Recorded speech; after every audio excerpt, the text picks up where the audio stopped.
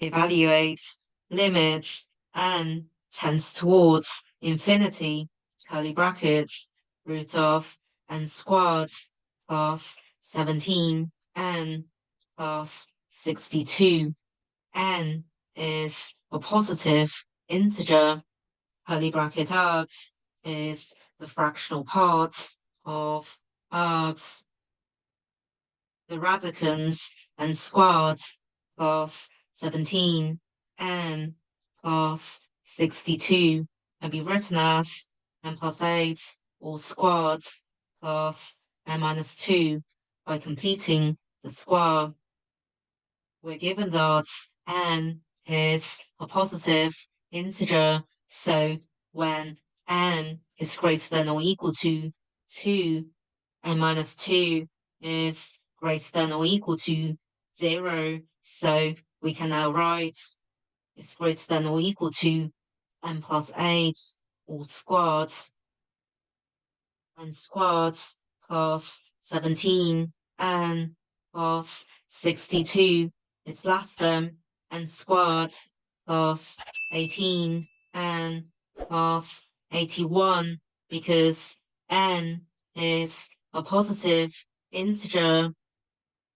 N squared plus 18 n plus 81 can be written as n plus 9 all squared. So n squared plus 17 n plus 62 is greater than or equal to n plus 8 all squared and is less than n plus 9 all squared. Now we square root the inequalities and we can now write n plus 8 is less than or equal to root of n squared plus 17 n plus 62 is less than n plus 9. So the greatest integer function of root of n squared plus 17 n plus 62 is n plus 8 because curly brackets root of n squared plus 17 n plus 62 equals root of n squared plus 17 n plus 62 minus the greatest integer function of root of n squared plus 17 n plus 62. So limit n tends towards infinity, curly brackets, root of n squared plus 17 n plus 62 equals limit n tends towards infinity, root of n squared plus 17 n plus 62 minus n plus 8 as n tends towards infinity, the radical tends towards infinity, n plus 8 also tends towards infinity. So how to evaluate this limit?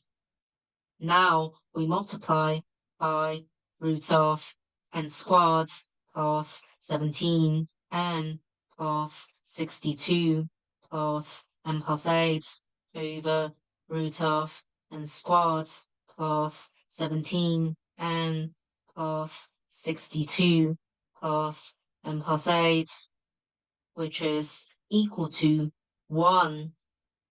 We can see that if we multiply this expression by the numerator, then we have a difference of 2 squares.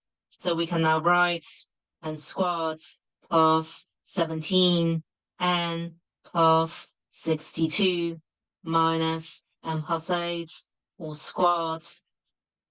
By simplifying the numerator, we can now write n minus 2.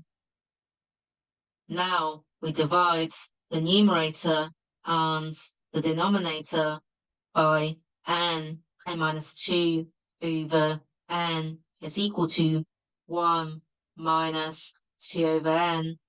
The radicands and squads plus 17 n plus 62 over n squared is equal to 1 plus 17 over n plus 62 over n squared, and plus 8 over n is equal to 1 plus 8 over n. As n tends towards infinity, 2 over n tends towards 0. Similarly, 17 over n tends towards 0. 62 over n squared tends towards 0. And 8 over n tends towards 0. So we can now write equals 1 over 1 plus 1, which is a half